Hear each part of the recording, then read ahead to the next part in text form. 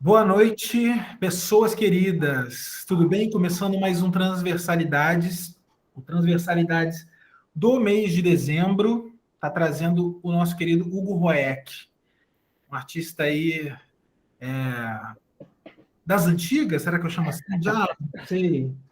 Muito querido, muito amigo, muito talentoso. Enfim, vocês vão conhecer o trabalho melhor dele agora. Eu quero dar boa noite a todos que estão na sala, boa noite especial para o Hugo e pedir para ele já começar a falar sobre o trabalho e tudo mais que ele tem a dizer, mas antes fazer uma breve introdução, uma espécie de mini bio, que eu tenho costumado fazer agora, para a gente entender um pouquinho de quem ele é, de onde veio e como o trabalho aconteceu, tá bom? Muito boa noite, Hugo. Obrigado pela presença aí. Diga lá. Então, boa noite, gente. Queria agradecer então, a presença de todo mundo, né? Primeiro ao convite do Caio para participar desse projeto, né? Então, eu tô participando do projeto como observador, né? Então, do outro lado, não como palestrante, desde o primeiro lá com a Marcela Cantuária, né? Então, estou acompanhando um projeto legal, bem consistente, bem coerente com o momento que a gente está vivendo, né, a partir dessas reuniões online, e também manter esse registro em vídeo, que eu acho interessante que fica também guardado, né, para algum momento no futuro, alguém tiver uma curiosidade sobre algum artista, acha ali e pode pesquisar sobre esse artista, né? Sim. É importante fazer isso também, né? Então, para falar sobre a minha produção, né, o Caio gosta de falar dessa mini bio, né? Então, só para situar, né? Então, eu fiz pintura na Escola de Belas Artes, na EBA, né? Depois fiz o mestrado. Querido, onde você nasceu? Pera lá. Eu ia perguntar isso, é do Rio? Rio? Rio de Janeiro, Rio de Janeiro. Rio de Janeiro. Depois mudei para Niterói, mas a vida artística começa ali na EBA, né? Em que ano, mais ou menos? 2001. Beleza. 2001. Então, eu entro lá no curso de gravura, depois mudo para o curso de pintura, depois vou fazer o mestrado, doutorado, mas já no curso de pintura, né, antes de me formar, já começava entendendo que era outro período histórico do Brasil, né? Período histórico que você tinha o Ministério da Cultura, que o Gilberto Gil era o ministro da Cultura, você tinha Funarte atuando com os editais, né? Então era outra efervescência cultural, né? Então esses 2 primeiros anos do presidente Lula como presidente foram muito generosos na questão dos editais, né? Então eu comecei a participar de vários editais espalhados pelo país antes de me formar, e muito da produção. Existia uma coisa chamada Prolabore, né? Exatamente. Então eu conheci vários estados, várias cidades, né? Então você tinha o Prolabore, você pagava a passagem, pagava a estadia. Então era uma outra realidade, né? Ou seja, que é uma realidade ainda possível se existisse vontade política, né? Não é por falta de dinheiro, é só por falta de direcionamento, encaminhamento para essa intenção, né? Então, eu vou começar a mostrar essa produção na EBA, como essa produção começa a se desenvolver, para onde desdobra e sai ali da EBA, do fundão, né? E começa a fazer essas exposições pelo Brasil todo, e a partir daí eu vou falando do portfólio. Então, eu acho que, como mini bio, fica esse preâmbulo, né? Beleza. Deixa eu compartilhar aqui a guia, né? Isso. O portfólio.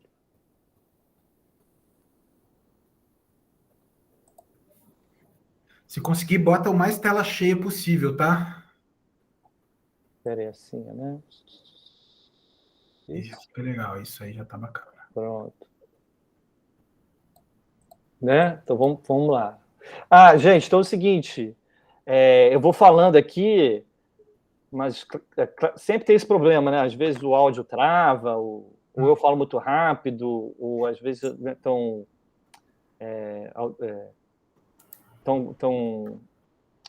eu ia falar legível, não, audível, né?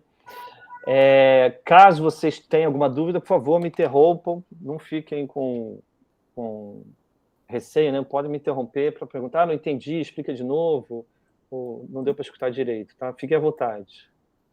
Beleza. Né? Então, eu trouxe aqui, né? Então, para a gente começar a falar lá da EBA, os trabalhos de 2004, né? Então,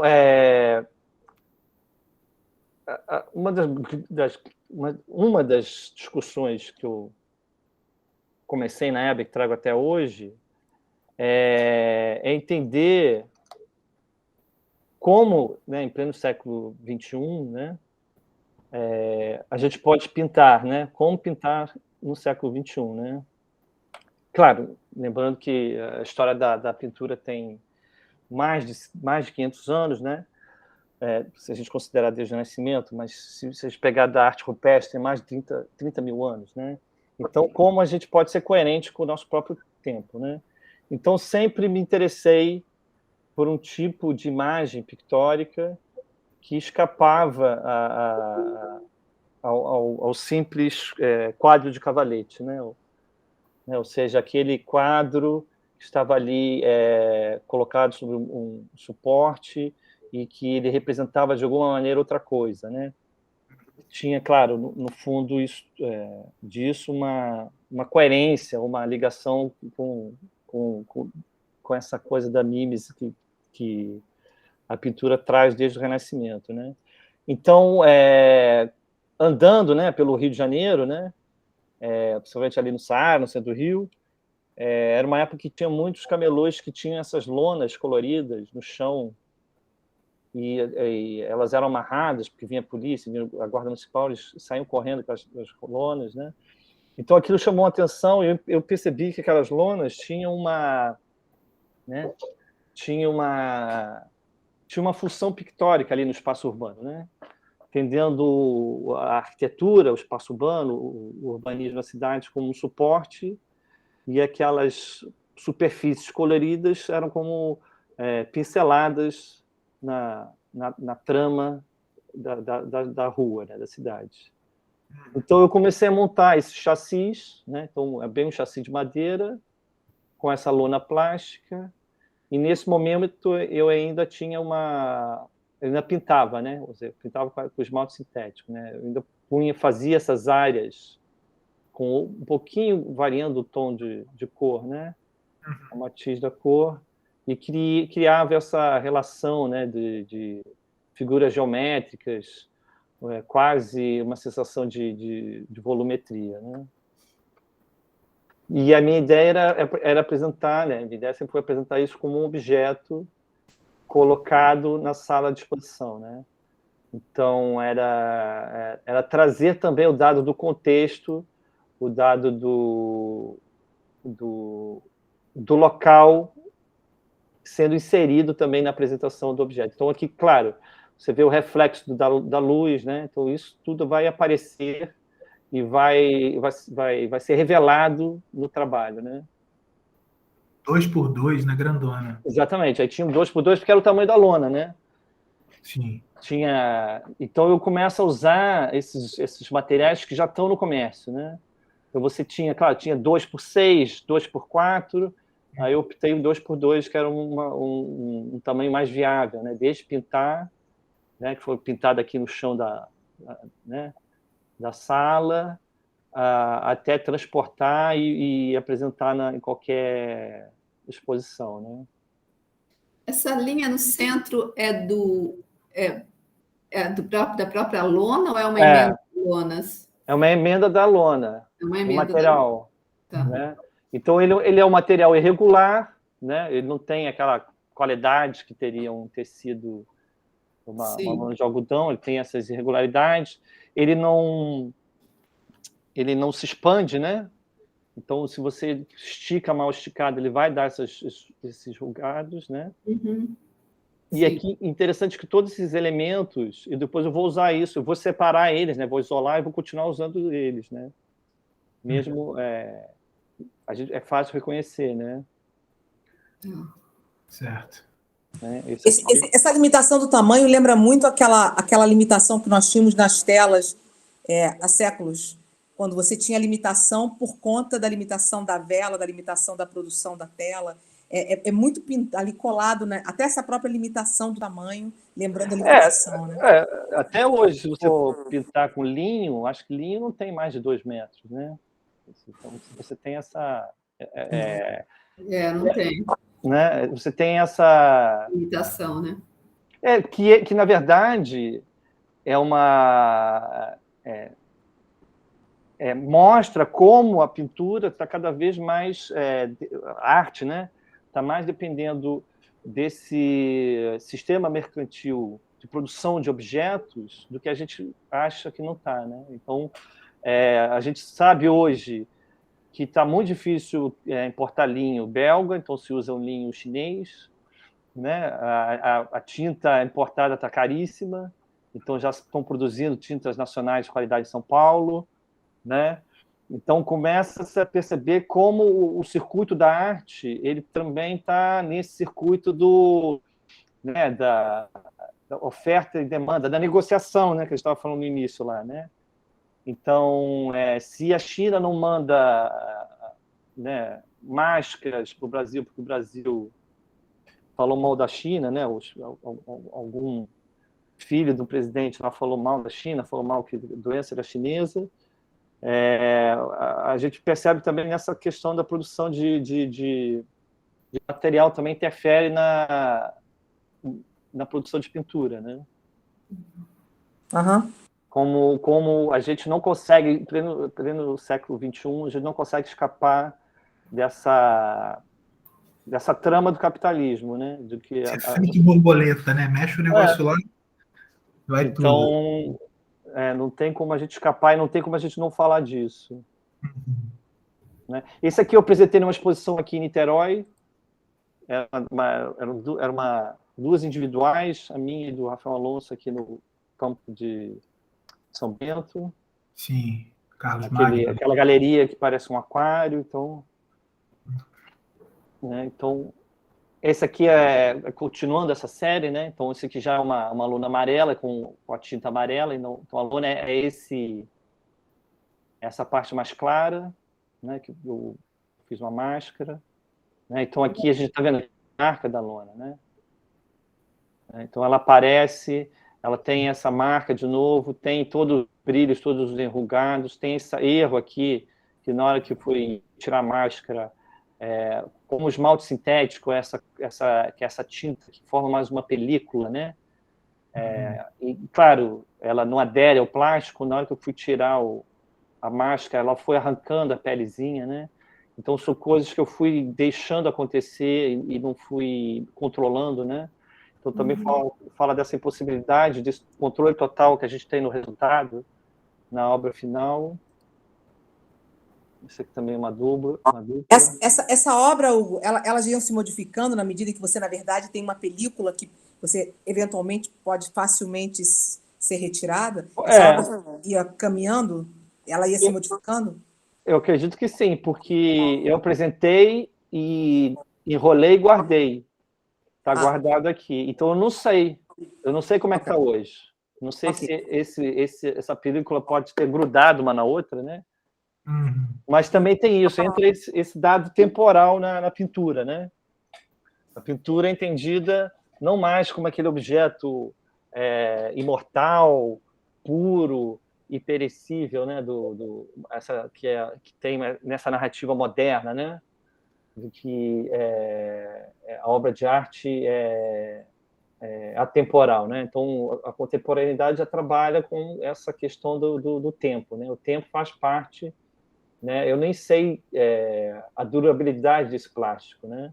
A gente não sabe, a gente não tem noção quanto vai durar o plástico, né? Alguns dizem que é 400, 300, né? Mas ainda não se passou tanto tempo para se confirmar esse cálculo, né? Armação.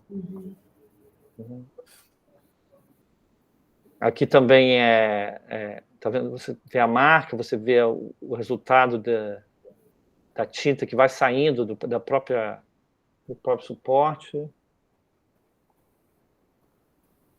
O Matheus perguntou uma coisa aqui, deixa eu ler aqui. Isso, perguntou sobre É que eu leia? Não, lê. E qual a relação das cores com o suporte? O azul era uma espécie de azul contrastante, o amarelo também. A ideia era formar quase um monocromo, né?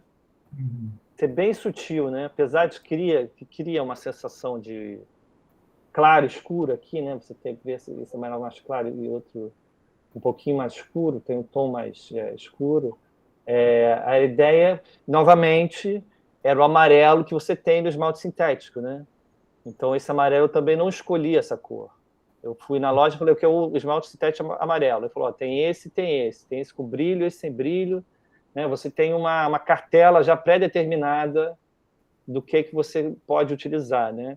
Então, eu tentava aproximar ao máximo dentro da cartela que você tem já dessa indústria de tinta, junto com a indústria do plástico, né?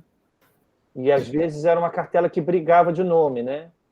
O plástico, às vezes, eles chamavam de laranja, né? Você chegava lá, eu quero aquela lona amarela. Ele falou, não, isso não é amarelo, isso é laranja. Né? Então tá bom. Aí você nem discute com o vendedor. Tá bom, a lona é laranja, né? Aí, na hora da loja de tintas, eu quero esse laranja. Não, isso não é laranja, isso é amarelo. Aí tem um nome lá específico, né? Amarelo passarinho, né?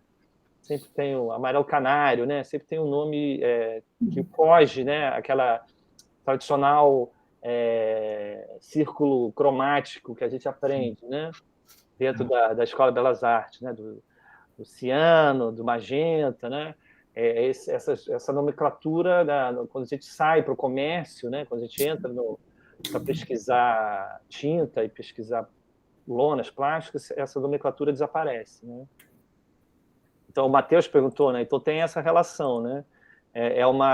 Claro, isso tudo tem relacionado com a questão do ready-made, né? Do champion, né? Você usar o material que você tem disponível, entender que aquela proposta radical do champ, entender que toda pintura, depois do tubo de tinta, é um ready-made... como é que ele chama? Tem um adjetivo depois do ready-made, ajustado ou aplicado, né? Então, ter essa... Né, a gente não faz, mas o artista hoje não produz mais a sua tinta, né? Normalmente, né? A gente vai e compra, também entender todo esse processo de discussão, negociação com o a da indústria e o circuito da arte, né? E acaba que você está criando também aí, pelo menos visualmente, dá a entender que tem uma espacialidade envolvida, né? Porque você faz algumas formas geométricas, mas elas estão ali em perspectiva, tem alguma coisa ali que lembra um lugar, ou quadros. Essa aqui sugere, né, uma entrada, né? Sugere aqueles cantos do seu... Mas mas eram formas geométricas, né? Não tinha essa intenção de criar uma alusão espacial, né? Talvez criar uma ilusão só visual, né? De figura a fundo, né? Mas não espacial. Né? Era uma ideia do que você chocaria, né? Você não teria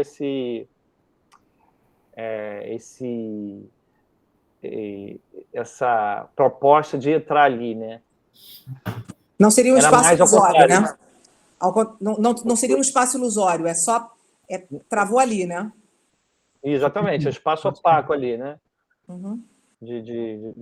A pessoa bateria com o rosto ali, né? Para bater com o rosto ali as pessoas, né?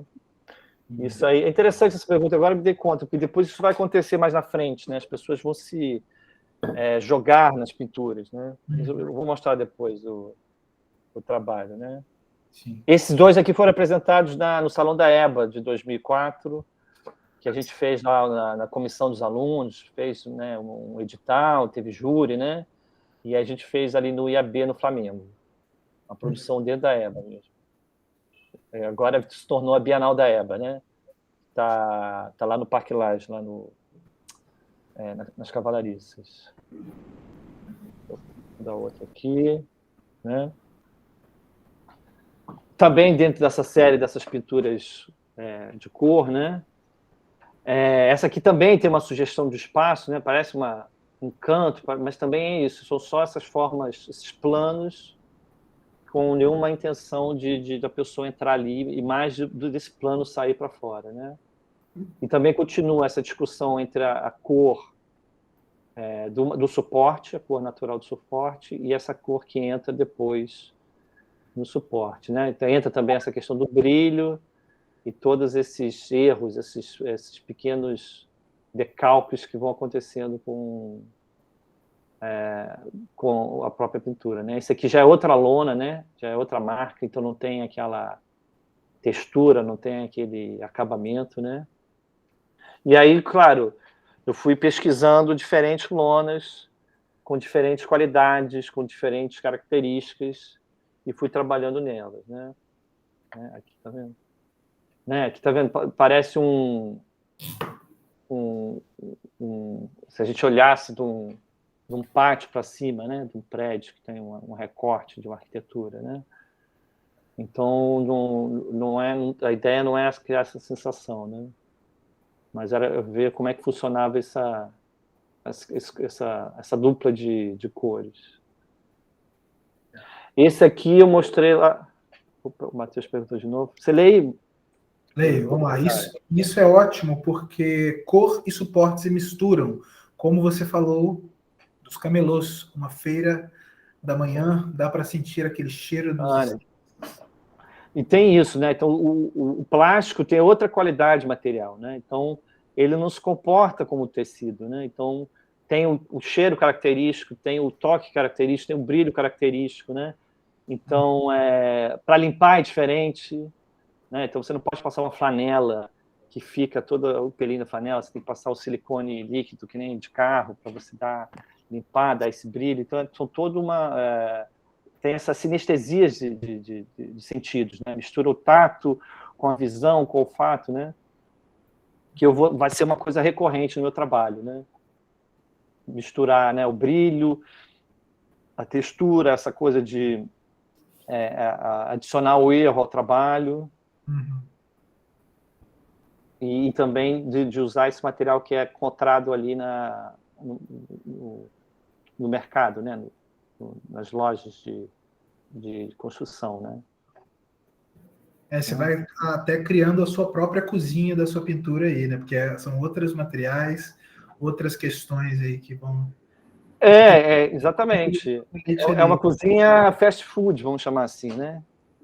Você compra o que já está ali pronto, né? Você não precisa deixar de molho, marinar, ou fazer refogar, né? Ou deixar de molho para o dia seguinte, né? Você tem ali, você faz...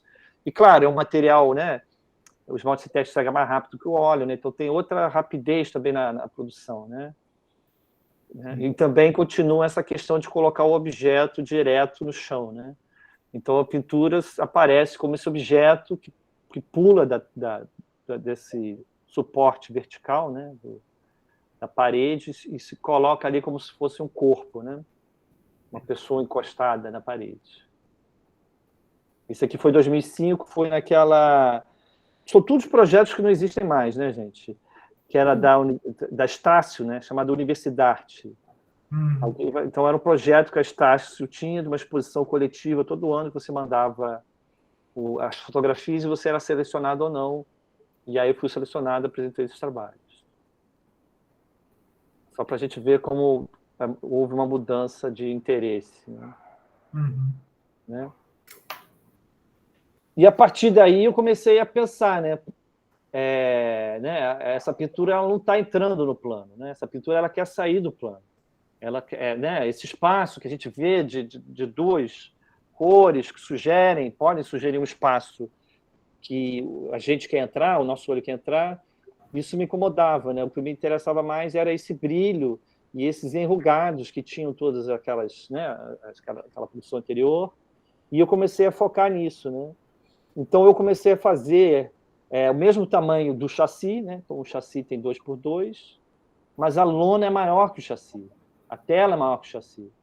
Então eu comecei a pintar, né? Aqui ainda tem, está bem discreto, né? Por causa que os volumes quase fazem desaparecer, mas ainda tem aquele jogo de 2 laranjas. Mas como a lona é maior que o chassi, todo esse rugado e todas essas ondas, todas essas dobras, elas acabam se sobrepondo e sugerindo essa queda, né? Essa queda desse plano pictórico para o mundo, né? Então, esse aqui é uma dupla, né? Hugo, você sempre mantinha os quadros apoiados no chão? Sempre no Esse chão. Ok. Então, esse aqui também era no chão, né? Então, era aquilo. A tela caiu do chão e o plano está na tela, cai, tropeça e quer transbordar para o mundo, né?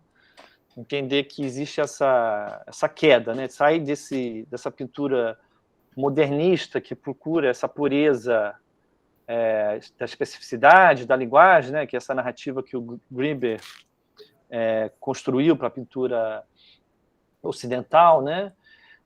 Entender que a pintura contemporânea não, ela já está contaminada pelo mundo, já está se contaminando e também quer transbordar ali para o mundo, né? Esse aqui era uma exposição lá num projeto chamado Rumos Itaú Cultural, né? Também outro projeto que ele continua, mas eu acho que mudou muito, né? Era só de artes visuais, agora está mais amplo. Então era tipo um mapeamento da produção contemporânea do ano. Não, era bienal, era de 2 anos, né? Então era de um período e você mandava o edital, era selecionado, eles pagavam passagem, pagavam prolabore, produção, você ficava uma semana em São Paulo tendo palestras, né? Então era outro momento, né? Então ainda tinha exposição em São Paulo, eu fiz exposição em São Paulo, Rio e Belém, né? Então em Belém eles também pagaram passagem, estadia. Então, a partir daí, houve essa circulação da obra, né, da minha obra pelo país. Né? Aqui, ó, esse aqui, por exemplo, é em Belém, né? Esse aqui é a Casa das 11 Janelas de Belém, que tem esse piso característico, né? Então, a mesma obra. E aí, o interessante é reparar que eu montei a obra nos 2 locais, né? Então, eu fui lá em São Paulo, montei esse aqui. Na hora que acabou a exposição, os montadores desmontaram, então eles tiraram os grampos da tela, né? Então enrolaram. Então aqui a gente tem o mesmo trabalho, mas com 2 configurações diferentes, né? Então você tem outras dobras, outros brilhos, claro, e esse brilho aparece aqui porque o espaço é diferente, a iluminação está diferente. Então isso tudo é inserido dentro da pintura, né? Então a pintura está falando também desse contexto institucional, né? Como esse mesmo objeto, estando em 2 locais, ele não se comporta da mesma maneira. Ele está sob um chassi, né? Essa lona. Isso, está no chassi. Tem um chassi aqui de madeira e a lona grampeada atrás. É uma pintura tradicional, não fugir dos recursos, né? Só que aí eu vou jogando com isso, né? Então a lona é maior, o chassi está no chão, eu começo a esticar esse campo pictórico e procurar até onde vai, até esgarçar. Será que ele vai esgarçar? Será que ele vai rasgar? Será que ele vai tombar? O que está acontecendo com ele, né? Então esse aqui foi 2005, né? Esse aqui já é uma outra, o início de uma série de pinturas que eu chamo de pinturas macias, né? Que essas lonas eu começo a estudar e começo a perceber que algumas são utilizadas para fazer móveis, né? E forrar sofás, né? Então eu vou criar também um chassi com espuma e em cima da espuma vai a lona plástica, né? Então eu queria todo esse corpo, toda essa densidade que parece uma cama, parece um travesseiro, né? E esse aqui, ele é especial não, ele tem essa configuração, esse formato diferente, né? 1x2, porque era um edital do Goiás, né, o Salão de Goiás, que também não existe mais, também dava Prolabore, né? Então, você tinha lá, era dividido em categorias, e você podia mandar até 3 pinturas, e o máximo do tamanho de cada pintura era 2x1. Né? Então, eu mandei 3 pinturas, 2x1. Né? Então, dentro, aí justificava lá, minha proposta é esse trabalho, eles têm esse tamanho porque é o tamanho máximo da ocupação, eles vão no chão, né? Isso aqui é uma fotografia deles aqui em frente de casa, né? Então, e aí foi selecionado e mandei para Goiás, né? Então, começa a falar também dessa discussão com o circuito, né? A produção do trabalho tem que estar vinculado às características e às expectativas que o circuito demanda, né? Então, por que um edital vai dizer que uma pintura máxima tem que ter 2x1? Qual é Contingência. qual é a legalidade? Não. Qual é o argumento, né? O argumento de que na hora de você apresentar uma pintura tem que ter esse tamanho, não pode ter 3x5, né? Ou 4 pinturas, né? Por que um edital põe a pintura numa redoma ali que restringe mais a produção do que fomenta, né? Então, eu também comecei a levar a minha pintura, a minha produção nesse sentido, né? Então, aqui individualmente, né? Então, era isso, né? Continha ainda essas dobras, esses rasgos, né? Você tinha aqui, né, como fosse aquele cantinho da tela que você estica aqui para trás para grampear. Não é muito diferente de um quadro de tela atual, né? Do normal. Esses aqui ficaram lá. O pessoal gostou e ficou no acervo lá do Museu de Arte Contemporânea de Goiás. Né? Esse aqui também, em 2006, também um edital em Recife, né? Chama Trajetórias, então da Fundação Joaquim Nabuco, também é outro edital que não existe mais. Então, era o edital que pagava Prolabore, pagava passagem, pagava estadia, né? Então, eu fiquei 3 ou 4 dias em Recife para montar esse trabalho. E esse trabalho era interessante, você tinha 2 salas, você teria que ocupar as salas, e a única demanda do edital era que, no final da exposição, todas as salas tinham que ser pintadas novamente com branco neve, que é a tinta de parede, né? Aí eu falei, mas por que tem que ser branco neve? Por que a gente tem que ter uma galeria sempre branca, né? Por que a gente, né, em pleno já século XXI, a gente ainda está querendo fazer cubos brancos, né? Então, eu fiz essa série Branco Neve, né? Então, o plástico é branco, e aí eu fui ocupando a galeria, criando essa quase camuflagem, né? A parede e a obra vão se confundindo, né? O branco sobre branco, o Hugo Royer.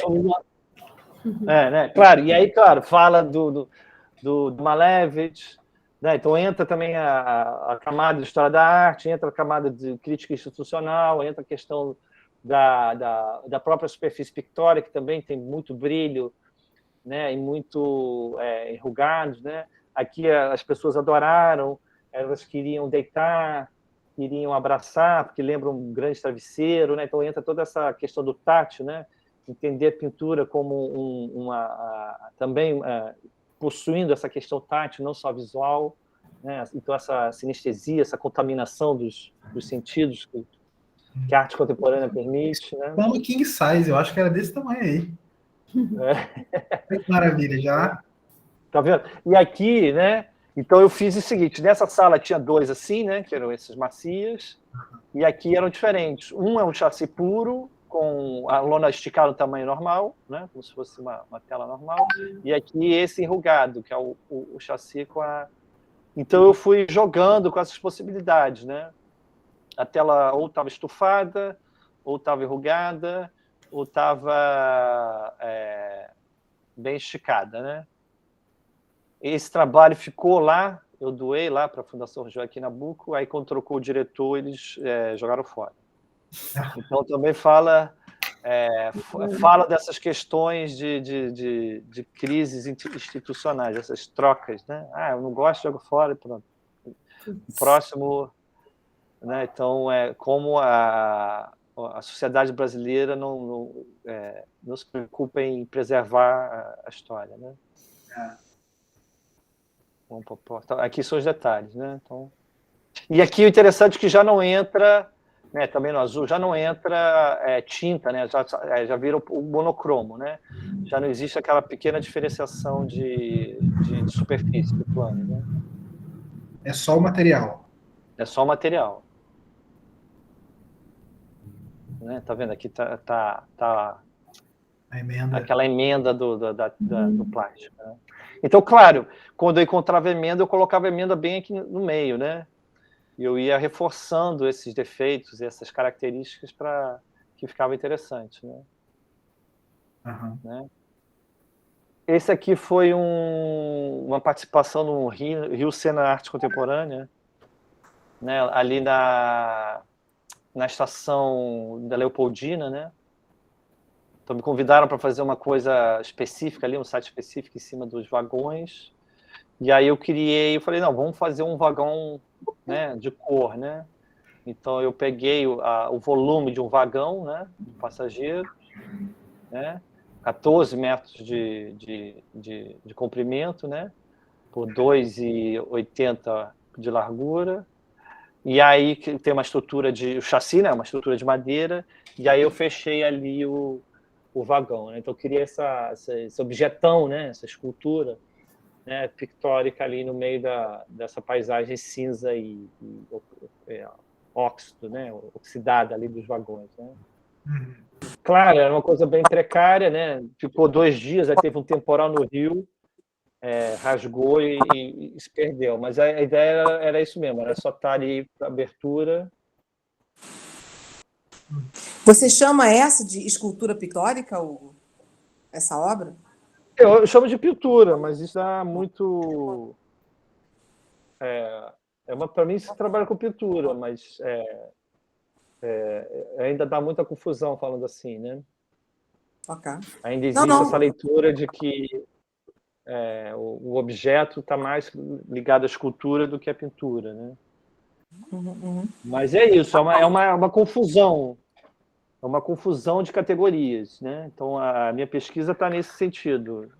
Tentar criar confusões para a gente ver aonde a gente vai chegar, né?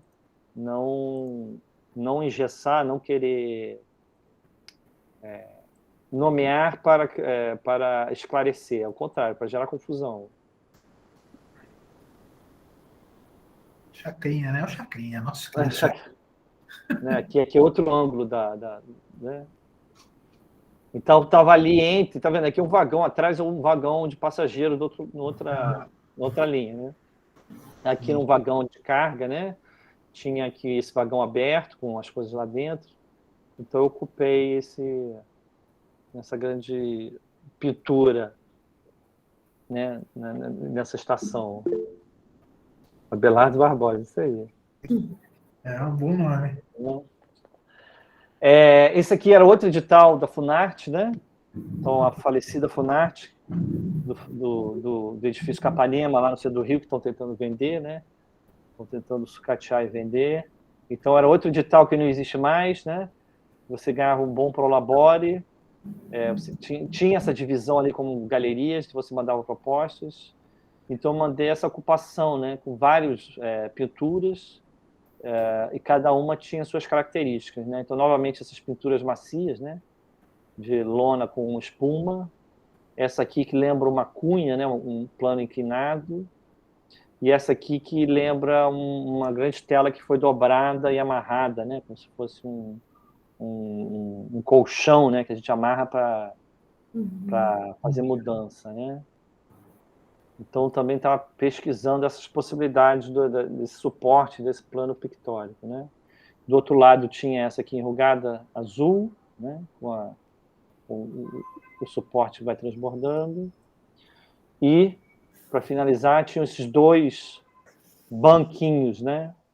Então, eram objetos pictóricos, ou pinturas, esculturas, que estavam ali, o mobiliário, né? Estavam camuflados como mobiliário, e gerava um problema, né? Porque as pessoas têm o circuito, as pessoas que participam, né? Os espectadores já têm essa educação do circuito de não querer, não se pode tocar na obra de arte, não se pode interagir, né? Então, eu tinha que convidar as pessoas para sentarem, porque senão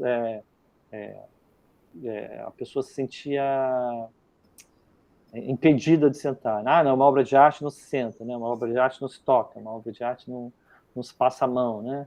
Não se aperta.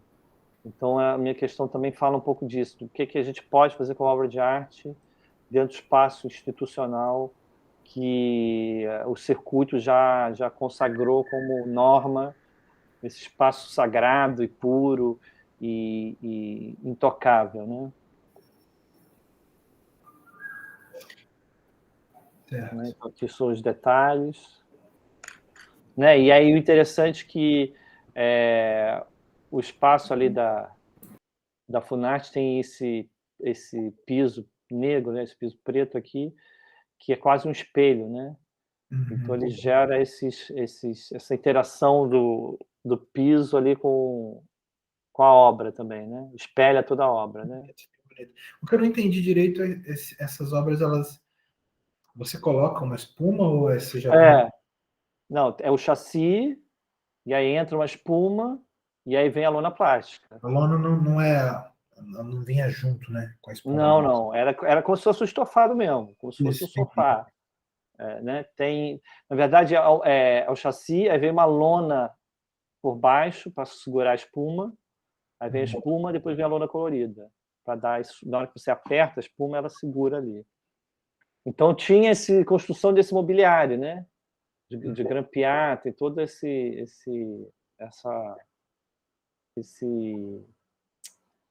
saída dessa prática, desse processo artístico para quase ser um processo de mobiliário, né? Esse aqui essa enrugada, parece uma piscina, né? Uma coisa com água que transbordava.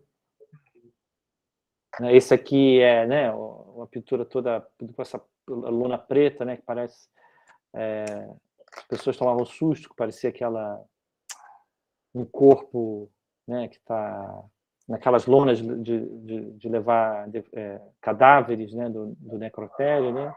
Sim. Então, aí começa, claro, a trazer essas metáforas, né? Pintura como corpo, pintura como pele, né? Então, esse objeto que está ali presente e está olhando para a gente, né? Então, uma pintura que olha de volta, né? Não é só uma pintura passiva que é para a gente observar, mas também uma pintura que olha para a gente, ativa e retorna esse olhar, incomoda a gente, né? Esse é o trabalho de 2007, o Salão de Fortaleza. Eu acredito que o Salão de Fortaleza ainda existe, se não me engano. Né? Então também tinha um Prolabore, uma passagem, então fui lá na Fortaleza montar. Então aqui eu já fiz são 2 chassis, né? Já com uma lona bem maior do que o chassi. É uma lona que sai do chassi, percorre um trajeto e retorna para o plano pictórico, né? Então, se nos outros a pintura ela tomba e cai para o mundo, ela realmente sai, dá essa voltinha e depois volta, né? E cria todo esse espaço instalativo, né? Esse espaço que ocupa não mais só uma verticalidade, mas também uma horizontalidade, né? E esse aqui é interessante que criou problemas na inscrição, né? Porque eu me inscrevi como pintura e o júri me desclassificou. Sua inscrição está desclassificada, né? Aí eu falei, mas por quê? O que aconteceu? Não, seu trabalho não é de pintura. Eu falei, não, meu trabalho é de pintura. Aí o júri falou, não, seu trabalho é instalação. Você pode... Aí você ia ser selecionado, mas como você marcou o X aqui na inscrição como pintura, você vai ser excluído. Aí eu falei, mas quer dizer que se eu pedir para trocar se eu refizer a minha inscrição e colocar um X no escultura, eu estou selecionado. Em escultura não, instalação. Aí eu mandei uma carta, né, solicitando a troca de categoria por questões burocráticas, que o conceito do meu trabalho foge à categorização que o edital previa, numa divisão moderna de linguagens entre escultura, pintura, né? Então, tem toda essa discussão para encaixar esse trabalho de pintura como dentro de instalação. Né? Então, responde um pouco aquilo que a Júlia falou. Você chama de objeto? É porque é chamado de objeto, né? E eu para mim, só chamaria de pintura, mas quando eu apresento isso como pintura, existe um retorno, né? Vozes que me dizem, não é pintura. Uma recusa, quase, né? Exatamente. E essas vozes são vozes... Até hoje, Hugo. Até hoje. Né? Até hoje. Tanto que você ainda tem editais que dividem, né? Pintura, escultura, né? Tem curadores, tem artistas, né? Então ainda existe essa... que é um resquício ainda da modernidade, né? Dessa história da arte moderna que a gente estuda e que ainda está perdurando, né? Muito tempo, né? Já podia ter trocado desde a década de 60, né? Como uma coisa embasadora da qualidade artística, né? Principalmente no circuito brasileiro, que ainda valoriza a questão da unicidade, da originalidade, da manualidade, né? Da beleza, né? A gente ainda ouve muito esse tipo de adjetivos para caracterizar a obra contemporânea, né? E são questões que podem já ser... O que a Cláudia falou? Assim, penso que é ignorar o gesto instaurador, o conceito, e ficar só com a matéria, uma espécie de literalidade. Também tem isso, tem essa literalidade, né? Apesar de ter uma camada metafórica, né? Claro, quando eu falo aqui da pintura tipófaga, né? Então lembro do Tunga, né? Das gêmeas, né? Lembra do cordão umbilical, lembra toda dessa relação que a gente pode fazer com a metáfora, né? Com esse deslocamento de ideias, mas aí não deixa de ser um chassi com uma lona que vai ali encostado numa parede de uma instituição de arte, né? Então está falando de pintura, né? Mas também tem essa literalidade e esse lado metafórico. E claro, isso aqui é isso, né? E aí, no dia da abertura, as pessoas entravam, pisavam na lona, entendeu? O garçom ficou parado aqui servindo cerveja, as pessoas vinham beber. Então entra toda essa questão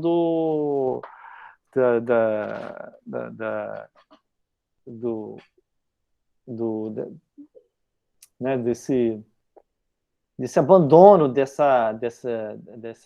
cuidado com a obra, né? Pisar e pronto. Ninguém estava preocupado, ele estava pisando no trabalho. A questão era chegar no garçom que estava com a cerveja. Né?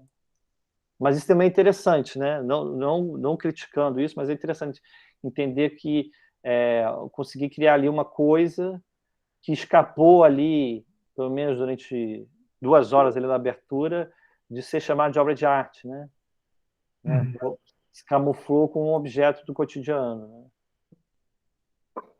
Né? Esse aqui já é outro trabalho, mas é outro momento, né? Mas que é um momento também parecido, né? A mesma ideia, mas já no outro espaço, né? Também na Casa de 11 Janelas. Também era o edital, que eu acho que não existe mais, que também tinha uma verba. Né? Então, você está vendo aqui tem a lona tinha uma marca aqui, né? Azul. Então, ali o espaço era diferente, então eu coloquei uma na parede e outra no chão, né? Como se estivesse caindo e se transportando ali, derramando para o outro, né? Como se escorresse aqui, essa lona plástica, essa quantidade de cor, né? E vai para o chão. E aí, em 2008, eu descubro esse material lá no Saara, que é esse vinil dourado, né? E aí eu começo a produzir essa série de trabalhos com esse vinil dourado que eu vou chamar de caixões dourados, né? Então você tem, claro, uma relação ali com o minimalismo, né, com todos aqueles objetos, todas aquelas esculturas, vamos chamar assim, que os minimalistas faziam, de que você tinha essa relação direta com o corpo humano, né? Então, esse aqui tem, né, a minha altura, 1,80 m por 70, né? Então, eram como se fossem caixões, né, para corpos humanos, né? E, claro, né, quando é um vinil dourado, na hora que você para e olha aquele objeto ali, você se vê refletido, o teu corpo se vê refletido e entra ali, né? Espelhado. É todo espelhado, né? Então tem essa interação e esse diálogo, né? Aqui vocês podem ver tem o reflexo de outras obras. Tinha uma cama vermelha aqui, tinha um espelho negro aqui, né? Então também existe essa contaminação do espaço para dentro da obra, né? A obra não está isolada, autônoma dentro do espaço, né? Não, tá vendo aqui a cama? Ela acaba refletindo ali, né? Aqui o Cláudio falou, fico pensando se houvesse uma gota de tinta, um pingo, no trabalho anterior, se alteraria a sua classificação. Pois é, porque aí você entra nessa questão, essa burocracia de edital e de categorização, né? Será que pintura ainda é só aquilo que existe pigmento sobre tela, né? Será que a gente pode chamar um objeto de pintura, a gente pode chamar o cinema do Peter Greenaway de pintura, a gente pode chamar as fotografias do Jeff Wall de pintura, né? Começar a pensar isso, né? Será que ainda o campo pictórico ainda está restrito a certas tecnologias? Ou a gente pode ampliar, encostar em diversos produtos e diversas áreas diferentes, né? Será que um livro não poderia estar falando de pintura ser considerado um ato pictórico, né? Então, a minha pesquisa está nesse sentido, né? Aqui, e aí eu vou criando esses objetos que são objetos que o nosso corpo interage, né? Então você tem a cama, né? Você deita, dorme, a cama onde a gente tem relações sexuais, né? Então todo esse ciclo da vida, né? Onde a pessoa deita e morre, o caixão, o berço, né? Da criança que acabou de nascer, então tem toda essa relação desse corpo que passa nesse círculo, nesse circuito da sua perecibilidade e está relacionado ali com a pintura, né? Então esse também era outro trabalho. Esse trabalho estava numa exposição chamada Nova Arte Nova, né? Que aconteceu no Rio e São Paulo. Também tinha o Prolabore, tinha passagem, né? E essa era uma obra para as pessoas entrarem, né? Então tinha essa interação, né? Mas esse aqui é no CCBB do Rio, né? Então, esse aqui o CCBB proibiu essa interação, colocou um segurança aqui, dizendo que o seguro não permitia interação com as obras, porque poderia danificar e eles teriam que pagar o seguro. Né? Então, tem todas essas questões institucionais também presentes, né? Como é que o circuito ainda tem que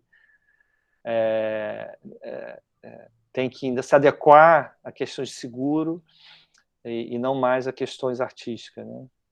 Essa interferência, né? Exatamente. A Júlia falou dos bichos da Lígia Clark. É exatamente isso, né? Você tem os bichos, né? Então, aqueles objetos que a Lígia Clark eram para manipular, e depois, quando saem da mão dela, quando o colecionador compra, ele põe na caixa de vidro, né? Então, a arte fica esse objeto domesticado, né? Esse animal domesticado e a exposição vira um zoológico, né? Esse animal que tem ali uma característica, mas ele está ali domesticado, está dopado. Então, entender também como o circuito pode ser repressor, vamos pôr assim, ou tolhedor, né? Ele atende a lógica do valor dado ao Sim, velho, né?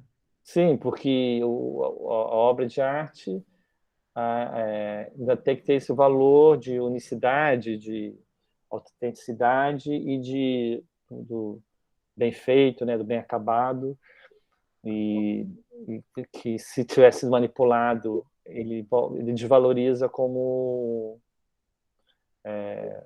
como qualidade artística, né? Então, começar a questionar essas trocas, né? A Júlia O falou que a aqui. Júlia falou aí? A obra de arte valoriza o espaço também. Eu acredito que a palavra não é valorizar, é negociar, é discutir, entendeu? Não, eu digo na visão do cara. Se ele chama isso de obra, na visão A instituição. museal, da institucional, ele se coloca num status diferenciado. Quando você está justamente tensionando todas essas relações, eles não querem isso, muitas vezes, Claro. pelo contrário, né? Eles querem uma arte de alta qualidade no CCBB, né, no Brasil, que demonstre que eles têm serviços de alta qualidade, né? Então, é sempre relacionado a um status análogo, né? Então, claro... E qualidade não no sentido qualidade da atenção que você gera, mas uma outra qualidade baseada em outros parâmetros, porque quando você tensiona com a tua pintura, você coloca uma superfície dourada, que tem essa coisa do sarcófago, do caixão, eu me vendo, etc, etc. Você tá isso tem muita qualidade. O que é qualidade na visão institucional, né? Uhum. Claro, e eles adoraram que parece ouro, né? E aqui não sei se dá para ver aí, tem eu coloquei lá, né? Montei, e aí, por causa do ar-condicionado, não sei se foi variação de temperatura, não foi um rasgo, trabalhou ali o material e criou uma linha, né? Craquelou? Não sei o que craquelou, parece um estufadinho, não entendi muito bem o que aconteceu. Uma coisa, tá vendo? E aí eles odiaram, queriam trocar. Eu falei, não, gente, é isso mesmo. Eu vou trocar. Eu montei o trabalho aqui, o ar-condicionado estragou aqui, vai ficar assim. Não existe essa discussão dessa qualidade material em cima do trabalho. É o processo dela. Mesmo se eu trocar, vai acontecer outra coisa com o próximo, né? E aí, claro, sempre existe essa negociação, essa dor de cabeça com a instituição para ter uma questão artística como um mote principal e não uma questão de marketing cultural, né? Essa aqui é outra versão das tipófagas, né? Então, mais no alto, menores, o espaço era diferente, né? Então, também é um trabalho que ele vai se modificando conforme a instituição, conforme o local, vai se adequando, então você não tem esse objeto já contido ou contingenciado, né? Ele vai se alterando conforme as necessidades, né?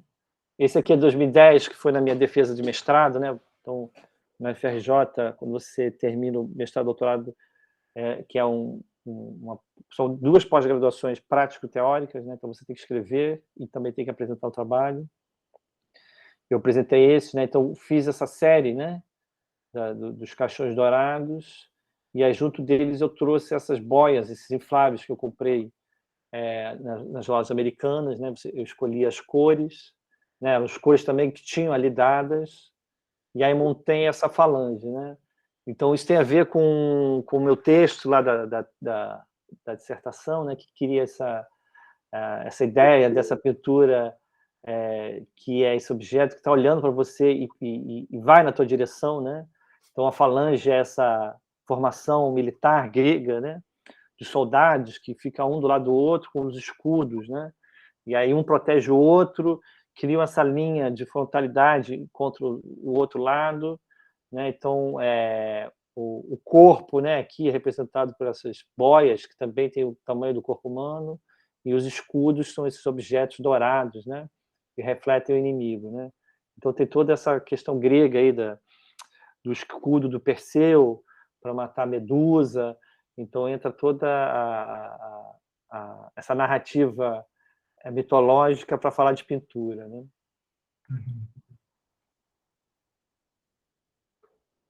Então ela ficou com 8 metros por 1,80 m, né? Entender a pintura como esse confronto, né?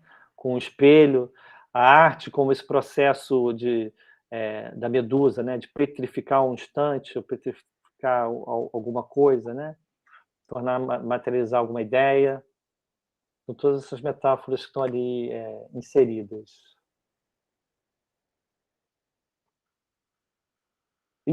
Explica isso aí, Júlia. Apotropai. O objeto, Explica isso aí, Júlia. o escudo como refletor, e, na verdade, como ele era para proteger da petrificação, mas como você também se vê, então você se reflete. Então você tem o escudo como protetor de uma petrificação, mas você está espelhado. Então a medusa, né? Ela acaba se vendo. O feitiço vira contra a feiticeira. Então esse objeto de defesa, o apotropaico é nesse sentido, de que você era para o cara se proteger, e ela, ao se ver, o feitiço vira contra a feiticeira. Né? Contra a feiticeira, exatamente. Bem bacana. Bacana esse trabalho, hein? E isso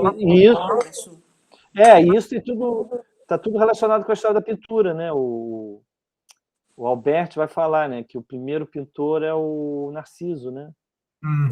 Porque ele se olha ali no reflexo e ele se engana, então a pintura é feita para enganar os olhos, e aí ele se apaixona por si mesmo, né? Então a pintura é feita para você amar, né? Para amar a imagem, o pintor ama a imagem do que pinta, né? Então tem carrega toda essa história da pintura junto com a narrativa bíblica, não, mitológica, né, da grega. A Cláudia está perguntando aqui queria saber se o Hugo usa Rosalind Krauss na pesquisa dele. Também usei. Então, o mestrado, doutorado, lendo toda aquela bibliografia do Rosalind Krauss. A Rosalind Krauss porque ela usa já essa coisa do pós-medium, né? A gente está na época que já não tem mais essa divisão por categorias, né? Então, a Rosalind Krauss também é interessante. Também tem o Didi Huberman, né? O que nos olha, o que vemos e o que nos olha. Então, são todos esses autores que trazem essa relação fenomenológica com o objeto de arte, mistura todos esses sentidos, né? Vamos seguir. Campo expandido total, né, Hugo?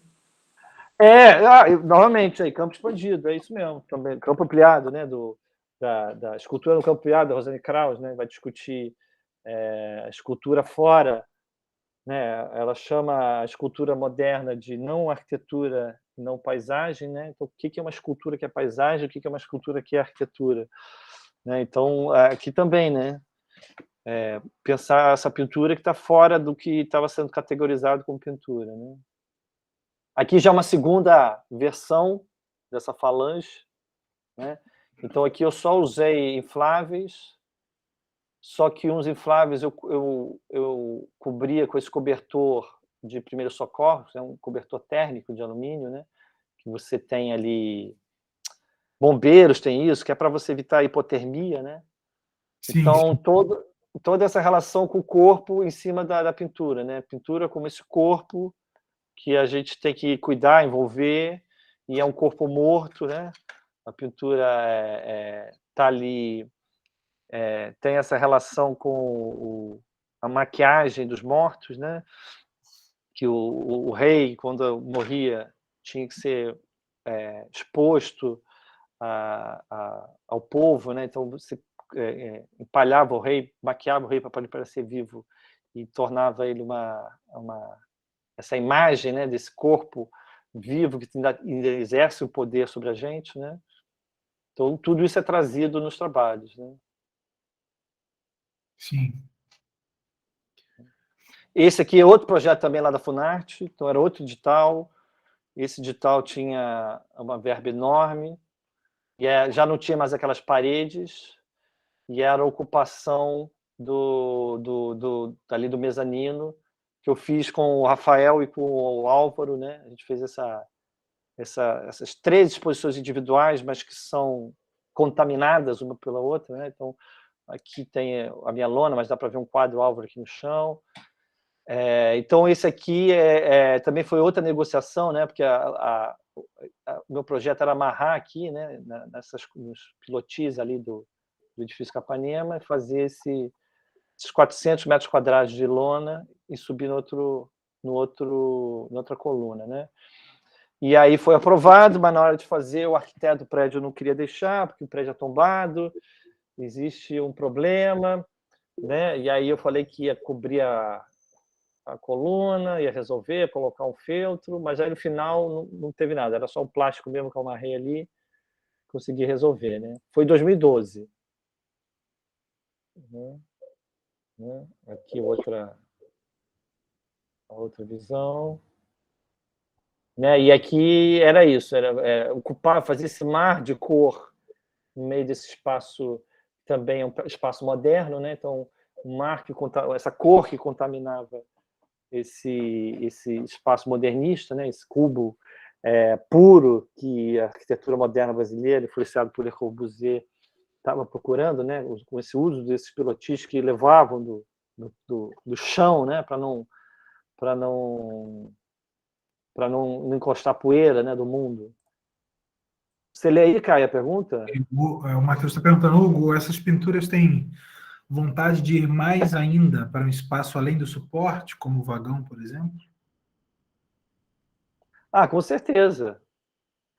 Com certeza. É essa ideia de que o espaço pictórico caiu já no mundo, né? Esse campo ampliado, esse campo distendido, né? Então existe esse entendimento de que não basta mais o chassi, né? A gente pode transbordar e fazer ocupações de cor, de tinta, de pintura, né? Então e é isso que, bem como o Matheus colocou, né? Essa vontade não é minha, né? É própria da pesquisa, né? Então, novamente lidando com essas coisas que a gente não controla, que eu não controlo, né? Ah, por que você fez isso? Eu falei, não, eu fiz isso porque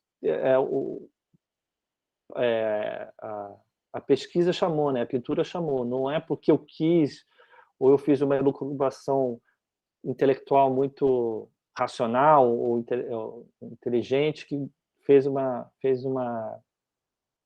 se apresentou isso. É sempre um desdobramento, uma vontade de crescer e que não tem controle, né? Bom propósito. A Júlia falou para mim, suas pinturas conversam com as do Cristo e Jean-Claude. São essa superfície colorida que ocupa, né? Embrulha, né? Coisas, né?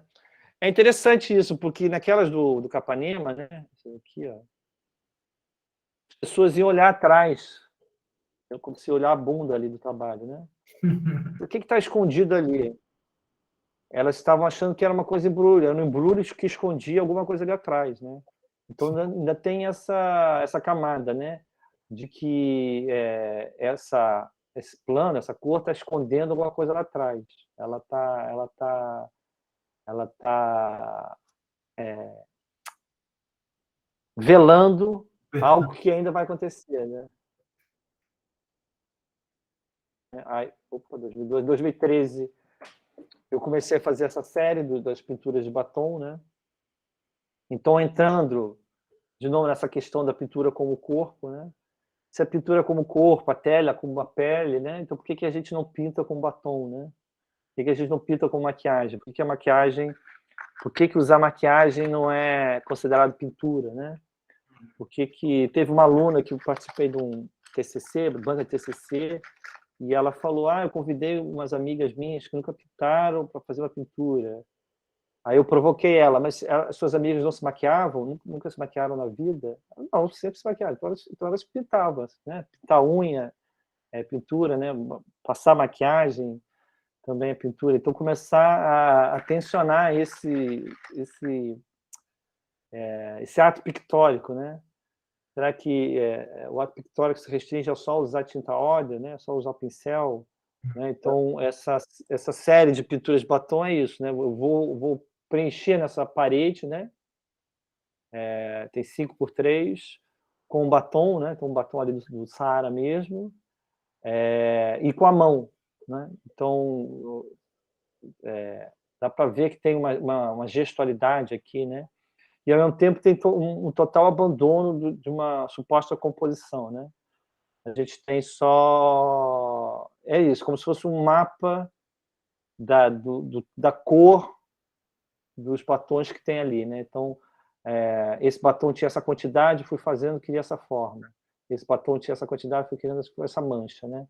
Então, também não tem nenhum estudo prévio, nenhum controle do que ia acontecendo. Eu fui só preenchendo a área até acabar ali o limite, né? E aí entra também outra camada, que é o cheiro, né?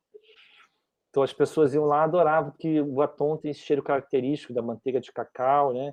E tem uns que tem um cheiro mais de rosa, né? Uma coisa assim mais puxada para aquele cheiro bem forte, né? Não sei se tem relacionado com a sedução, se tornar mais... a beleza está relacionada também com o cheiro, né? Então, junto a esses dois elementos. Esse aqui também é o outro edital que eu participei, 2016. Eles me convidaram para fazer algum objeto na exposição, e aí eu fiz essa releitura, né, dos 3 L's, né? Aquela obra do Morris. Morris, exatamente. Eu ia falar do Judge, né, do Morris, do Robert Morris, aquele artista norte-americano que está ligado ao minimalismo, né? Então ele faz esses 3 L's idênticos, eu faço do mesmo tamanho, né? Mas o acabamento eu ponho esse estofado prateado, né? Então tem uma espuma, tenho esse cobertor de novo de prata, e depois tem um plástico transparente para proteger e ficar resistente, né? Porque ele se tornou esse objeto para sentar, né? Ele se torna normalmente esse objeto, esse banco, essa camuflagem de mobiliário para sentar. Depois, lá na FRJ, me chamaram para colocar no meio do campus, então eu coloquei ali em frente desse restaurante couve-flor que existia lá na FRJ, não existe mais. Né? Então, e aí houve dúvida, né? Mas as pessoas não vão sentar, é uma obra de arte, as pessoas vão respeitar. E no primeiro dia né, as pessoas já paravam, sentavam antes de entrar no restaurante. Então, a minha ideia era essa, criar essa dubiedade entre ser uma obra de arte ou ser um mobiliário urbano, né?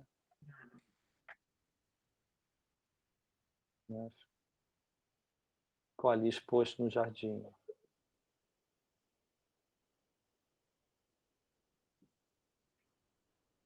Né? Isso aqui já é uma foto de uma exposição que eu fiz em 2018, uma galeria comercial.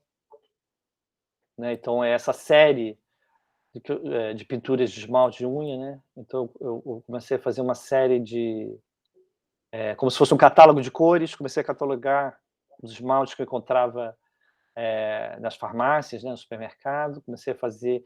No início eu fazia só o quadrado, né, como se fosse um catálogo de cores mesmo, mas depois eu comecei a perceber que mesmo quando se fazia o monocromo, você tinha uma pequena nuance, né, porque o esmalte de unha ele é difícil de controlar, o pincelzinho é chato, né, não é tão bom, então eu comecei a variar e a criar essas formas mais abstratas, mais soltas, né? Que a Cláudia falou, interessante como a obra vai navegando no tempo, mas a questão se mantém quase que uma espécie de resistência.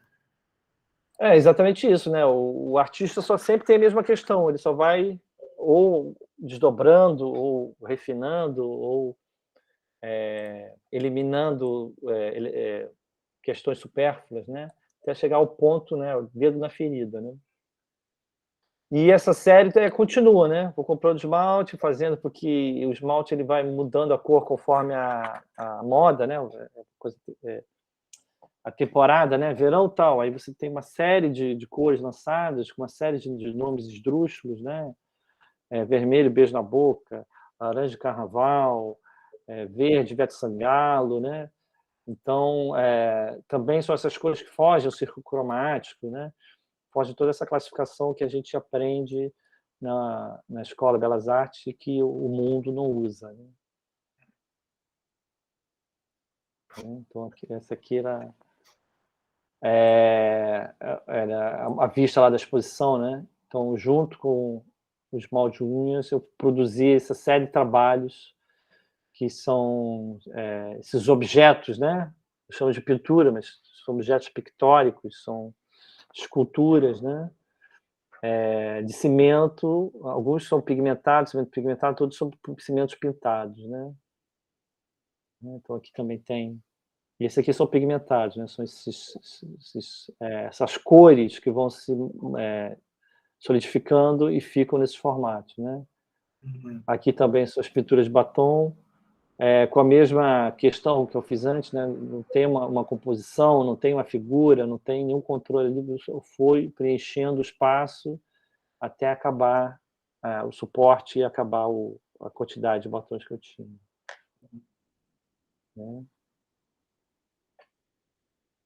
Né? Então, fui fazendo... Né? Dá para perceber que é um saco plástico que eu encho de cimento e depois pinto esse objeto. Né? Então, tem toda essa... Né? Continua tendo aquele enrugado dos trabalhos iniciais, continua tendo essa questão tátil de você querer apertar, continua tendo essa ilusão, né, de esse engano de que a pintura é macia, mas quando você toca é um objeto duro, né? O que você falou aí, Cláudia? Cláudio falou Indicial. que esse trabalho é super indicial. Porque, sim, porque você vê a marca do plástico, né? Então tem esse traço da presença do plástico que teve ali, agora está ausente, né? Então tem sempre essa cumplicidade, né? E esse aqui são aqueles objetinhos pictóricos, né? Que também trabalham a questão do brilho, a questão dessa superfície que parece que é plastificada, mas não é, a questão dessas dobras. E é um fígado, um coração. Parece o coração, né? Então tá aqui né? A mão segurando, aí dá essa sensação de que é um corpo, que é né, o interior do corpo, que é um corpo morto, né? Que né? Você foi no açougue, comprou lá o fígado para fazer. E aqui é interessante, né? Falar um pouquinho do processo, que também estava sempre presente, que é essa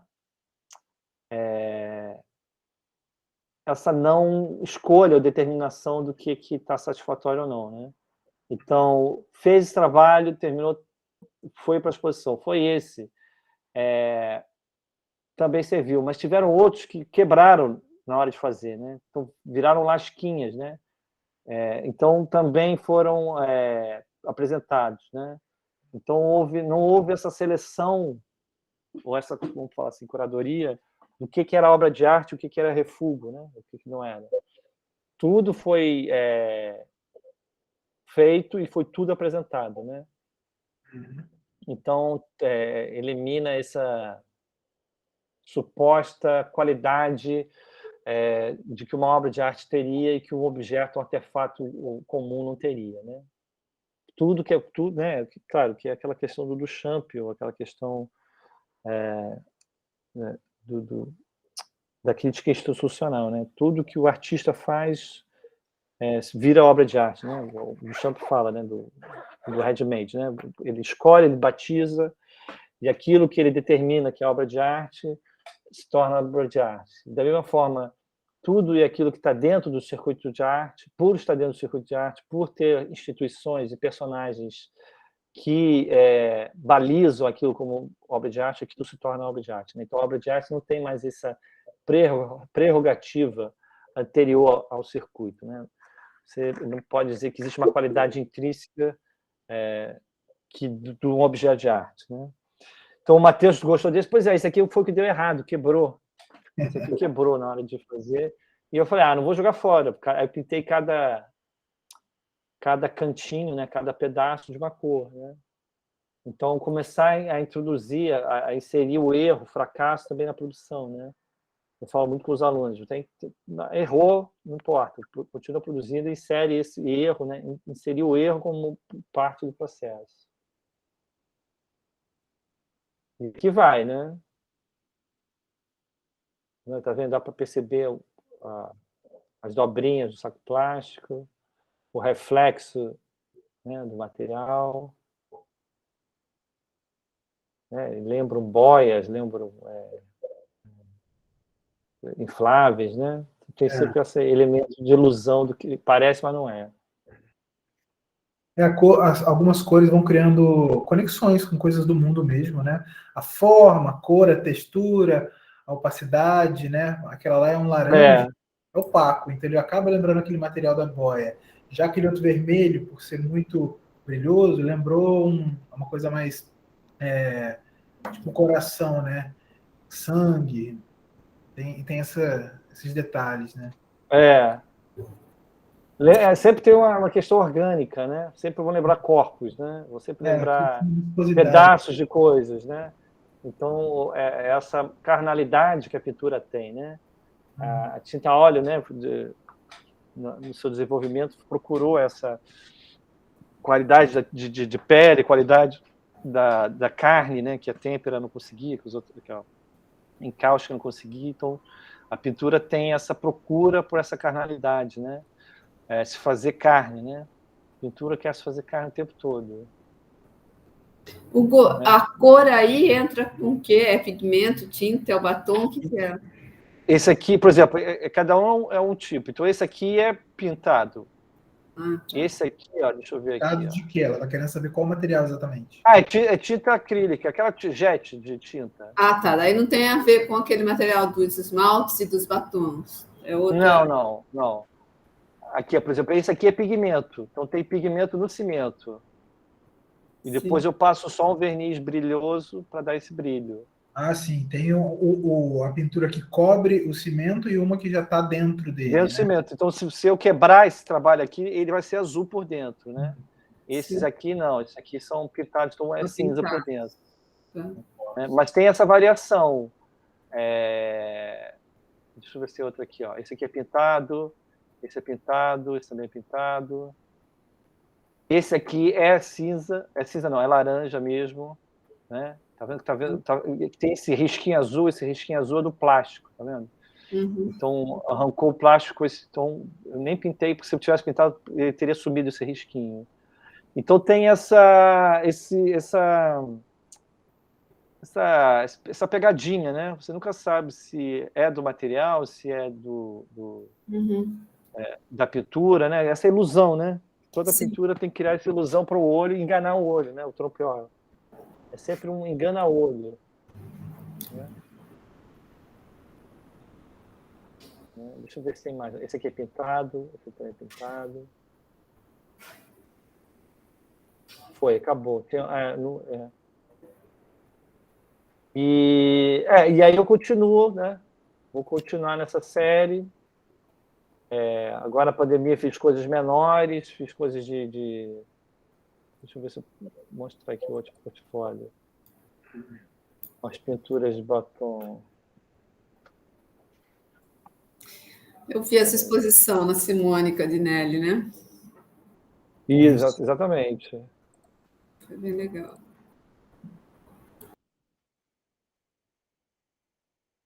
Vou mostrar o portfólio das últimas pinturas aqui.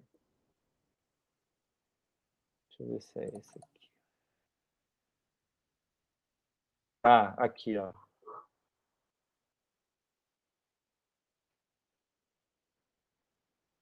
Né? E aí, claro, pandemia, produção é toda voltada para o doméstico, né? Então, é outro tamanho, outra dinâmica, né? Eu fui produzir essa série aqui do Beijo do Asfalto, né? Então, fiz aqui em frente de casa, né? No asfalto aqui de casa, fazer ali uma forma, né? Com batom, né? Aí fiz uma série de fotografias.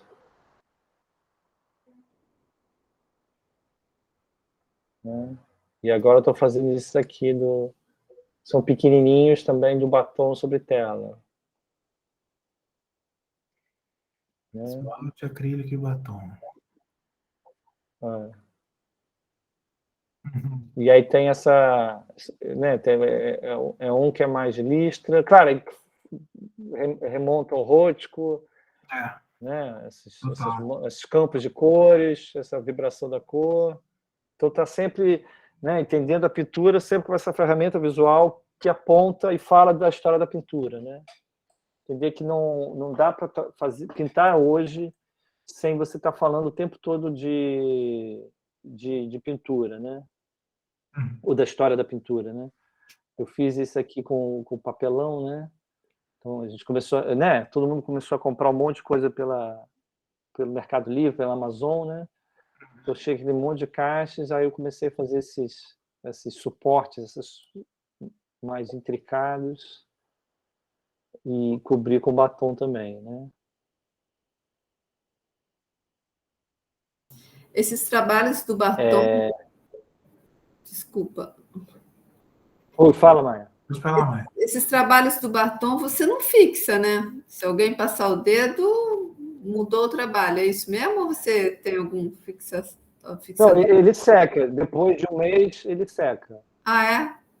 Interessante. Ele seca. Ele fica assim até um mês. Depois a manteiga, não sei se seca ou absorvida pelo papelão.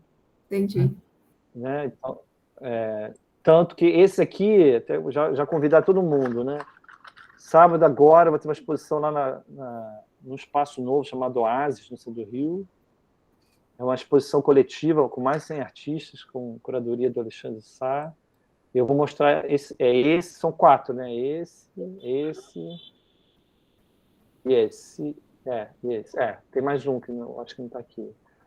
Essa série, né?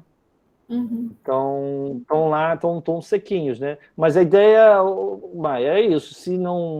Se houver essa manipulação, vai mudar. Mas isso faz parte do trabalho, né? Da mesma forma do trabalho de parede, né? Eu fiz aquele trabalho de parede, terminei, sei lá, no dia anterior. Então, se a pessoa vai lá e passa a mão, suja a mão toda. Mas isso faz parte do trabalho, né? A Cláudia colocou aqui, ó, o paradoxo da obra do Hugo me parece que é uma aparente ingenuidade que é inversamente proporcional à carga conceitual e revolucionária que a obra carrega. De um lado inocente, lúdica, poderia ser confundida com um brinquedo de criança, um tapume de obra, um borrão na roupa, mas que, na verdade, é em si próprio o próprio barril de pólvora, como uma criança que desnuda a arte. Bem legal isso. É legal. Mas é bem isso, né?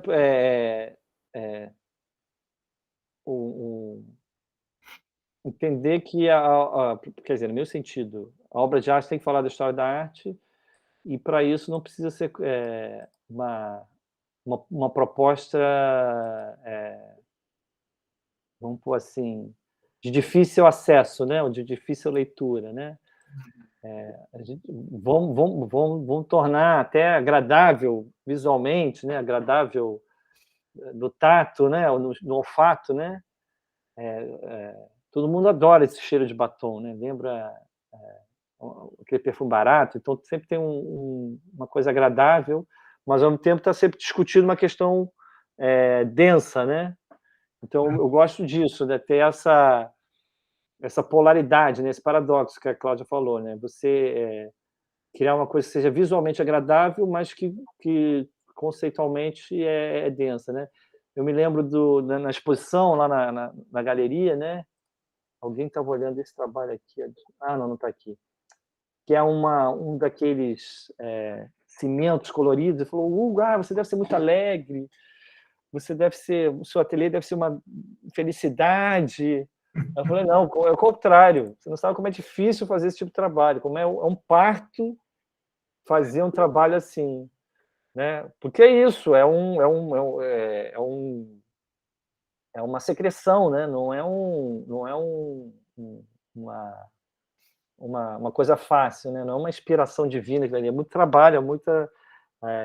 né? Tentando eliminar todo tipo de camadas que estão atrapalhando para chegar nesse ponto, para falar desse trabalho, né?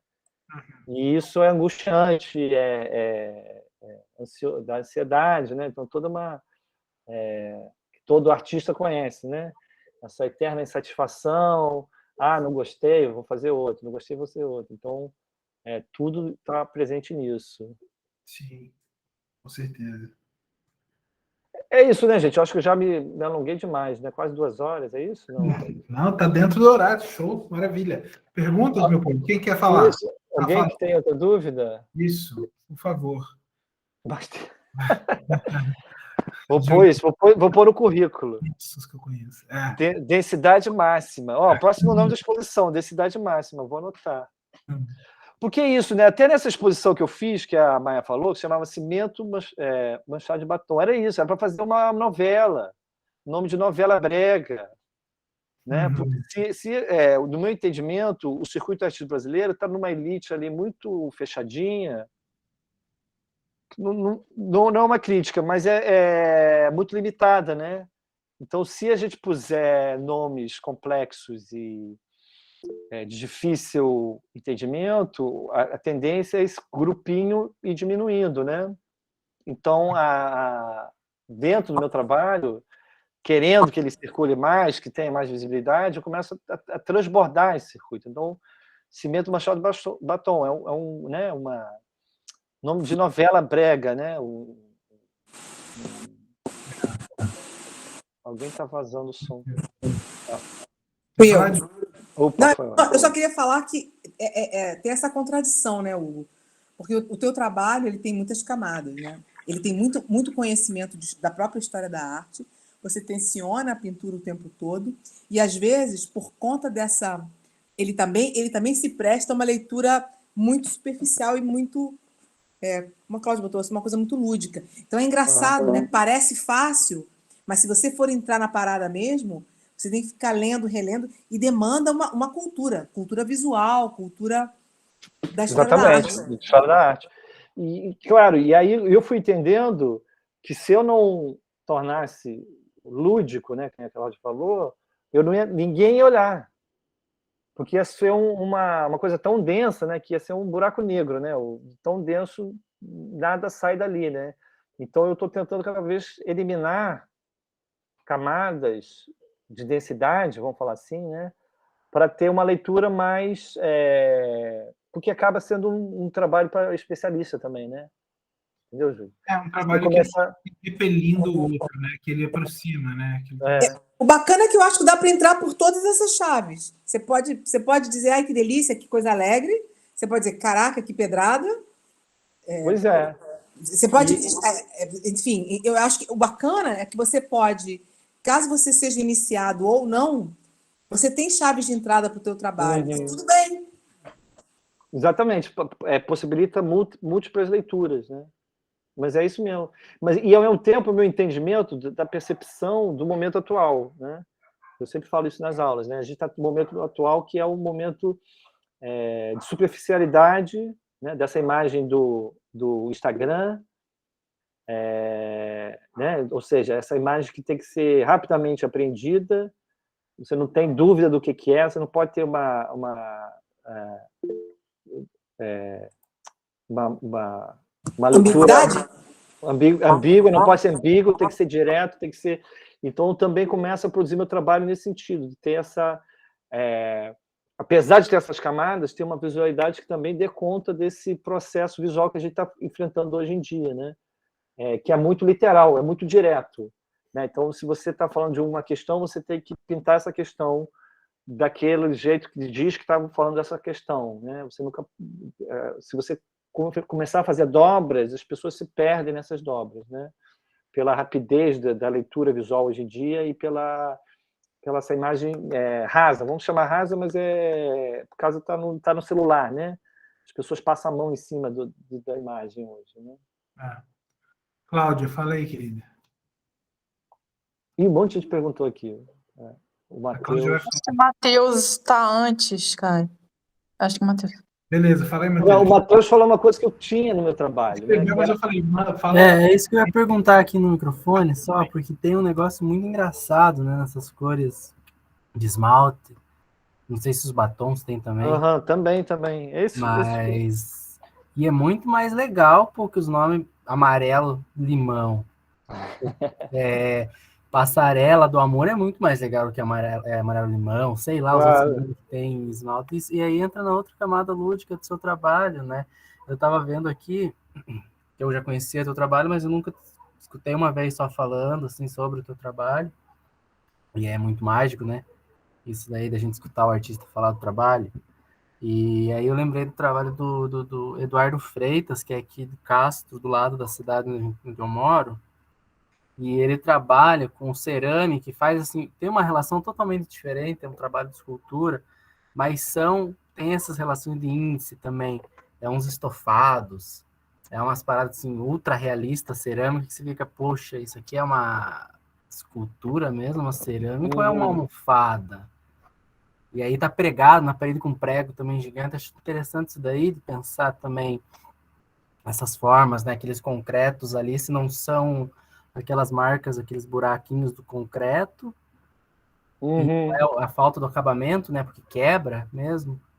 E dá para dizer que seria ali um saco de boxe, aquele azul. Eu pensei num saco de boxe, não sei porquê. Ou os outros ali que lembram uma boia, né?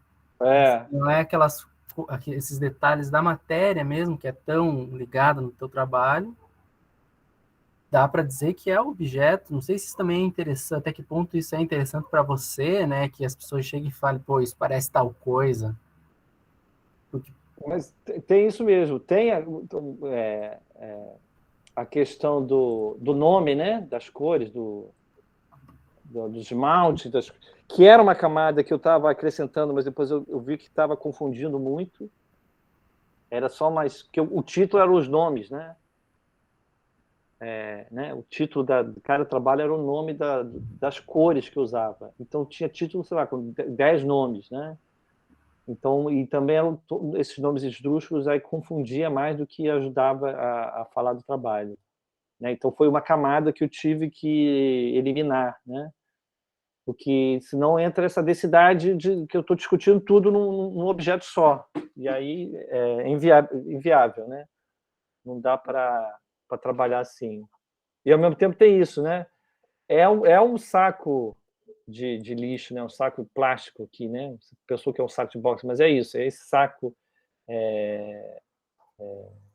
que era para ser macio, né? Ou era para ser maleável ou mole, né? E quando você põe, que visualmente você percebe isso, né? Então você tem esse paradoxo visual e tátil, né? Mas quando você toca, ele é duro, né? Então tem essa provocação, né?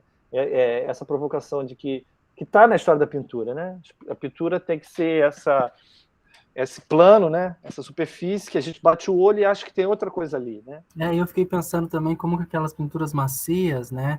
Podiam ter o gesto da pintura de uma outra forma que não o gesto do pincel, né? Que tem aquele gesto ali, aquelas ranhuras que formam, mas como um gesto, sei lá, já que elas são macias, ficar um tempo apoiado, será que mudaria o trabalho, né? Um tempo apoiado nelas, assim, um autorretrato. Seria diferente de ficar deitado ou deitar, pode ser. Ficar com a mão pesando nela por um tempo. A espuma tem essa tendência de voltar, né? Tanto que o pessoal pulava, né? O pessoal fazia isso, pulava, ficava se debatendo se jogando contra coisa e aguentava, né? Não destruía. Mas a gente pode pensar que essas rugas são essa questão da gestualidade, né? Pensar que eu estiquei mais esse lado aqui do que esse lado aqui, né? Então também dá para pensar como uma grande pincelada, né? Uma grande... Então é essa armadilha, né? Que eu tento sair dessa questão da gestualidade, mas não consegue, né? Porque acaba que todo objeto é construído por mãos, né?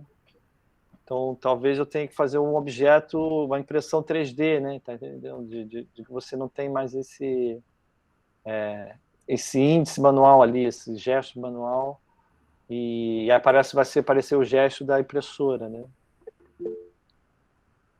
Muito legal. Obrigado. Deixa eu abrir. Valeu, Matheus. Fala aí, Cláudia. Então, acabei escrevendo aqui porque tá brotando coisa aqui, né? Para não perder a ideia, que eu escrevi assim, que o que mais me intriga na obra do Hugo é como ele atravessa diversos movimentos sem perder, abre aspas, a assinatura, né? Porque, embora não se possa mais falar de assinatura, tem algo de indicial, de fotográfico, mas tem uma doçura na obra que é do Hugo, de manter o projeto sempre aberto ao imaginal. Daí o lúdico que brota mais afronta, uma resistência da abertura à imaginação, à fantasia como resistência. É um simples que engana, um cadafalso, uma arapuca, mas é uma arapuca cuja porta se mantém aberta. Ele parece te capturar, mas de forma gentil, como quem diz, aqui você pode entrar, mas pode sair. E isso aí me lembra muito o Hélio de Sica. Tanto ele quanto o Rafael Alonso trazem no projeto, para mim, essa irreverência do Hélio, dos materiais, né, comuns, mas também dessa liberdade em relação ao próprio tempo, dançando com as tendências, mas tecendo ao mesmo tempo uma crítica mordaz a elas. Isso que eu Legal, legal. Mas é isso mesmo, eu acho que, né, desde o início eu tenho essa questão de fazer esse uso de objetos de fora do circuito artístico, né?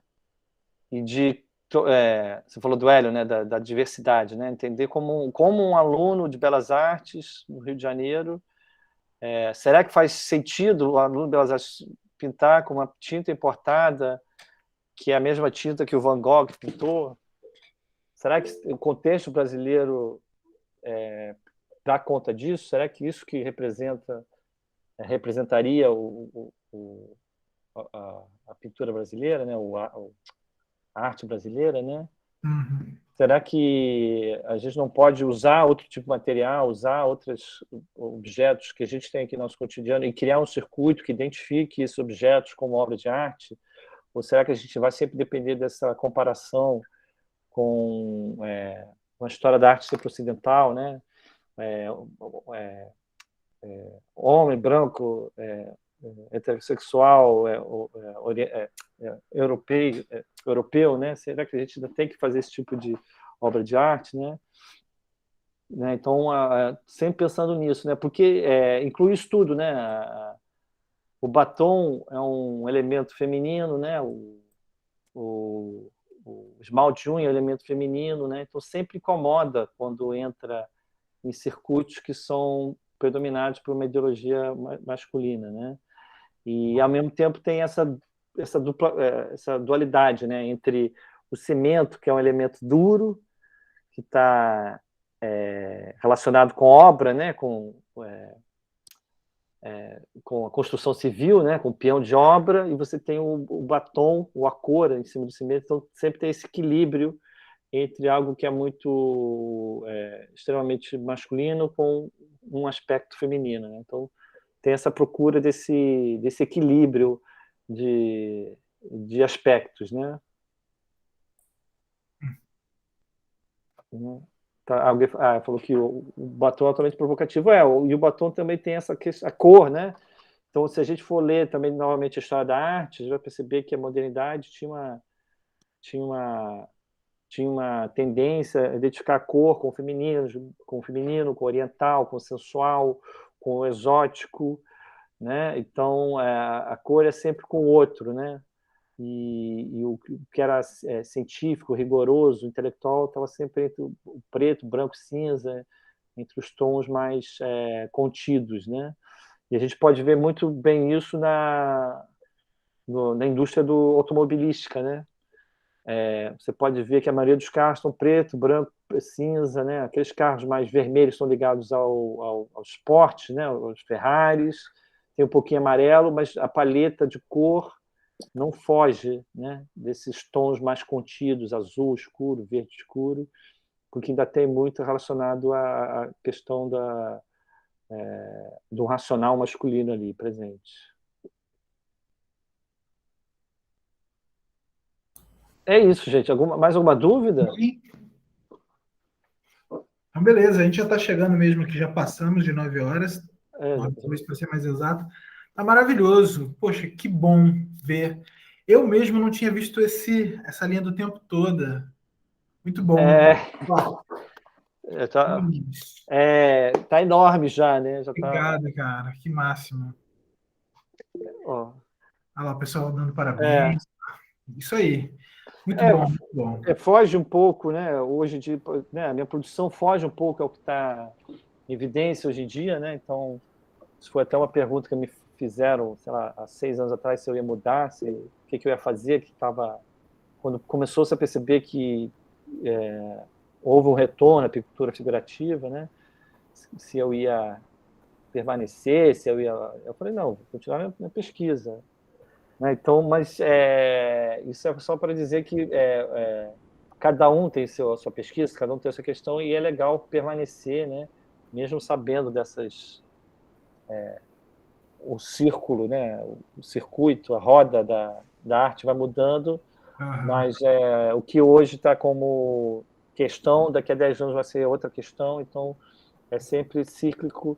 Então, eu acredito que existe espaço para todo mundo, claro, cada um em seu determinado momento, e dá para continuar produzindo, trabalhando, dando aula, tendo, fazendo curso, né? Inventando curso para pagar as contas, e continuar produzindo sem estar só vinculado ao que está, no momento, sendo valorizado no circuito. Né? Seria muito cruel, né, Hugo? Você vai continuar sendo você, ainda que a demanda seja outra? Mas essa pergunta foi feita. E é uma pergunta válida. Sim, né? Mas eu ainda sou mais do tipo, você sendo você tem chance de sobreviver e de ser absorvido de alguma forma, acho que ser mais do que absorvido, acho que ser mesmo admirado e compreendido por alguns, entende? Um Lucian Freud que continuou lá, fiel, e chegou. Um Hopper que foi lá e chegou. Mas isso aí assim, né? É outro circuito. O Freud não se criava aqui no Brasil, não. Não, mas o que eu quero dizer é que o cara é fiel a ele. Aí vai indo. Aí ele vai.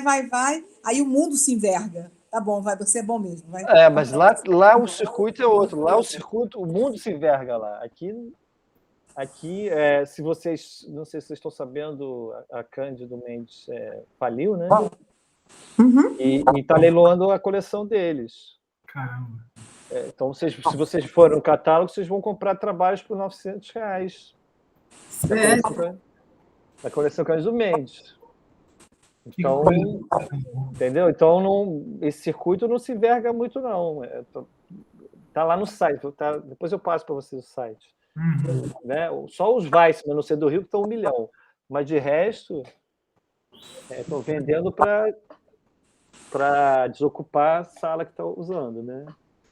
Então, quer dizer, eu sou pessimista, né? Então, eu sei que o circuito vai criar, se envergar para alguns, mas não para todos. Pois é.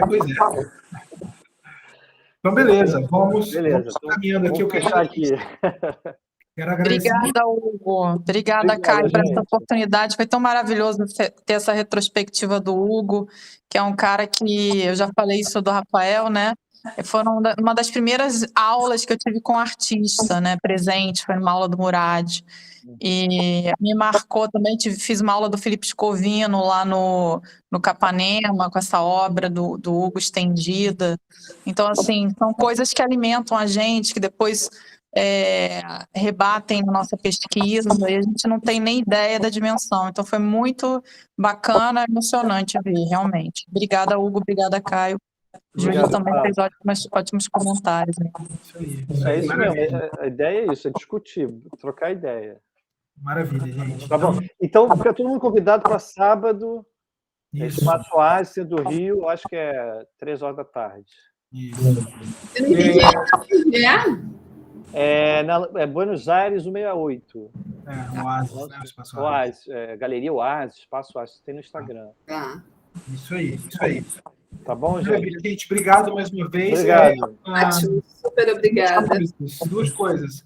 Próxima convidada já está certo aí, Márcia Falcão, tá bom? Pintora que está aparecendo aí, super maravilhosa.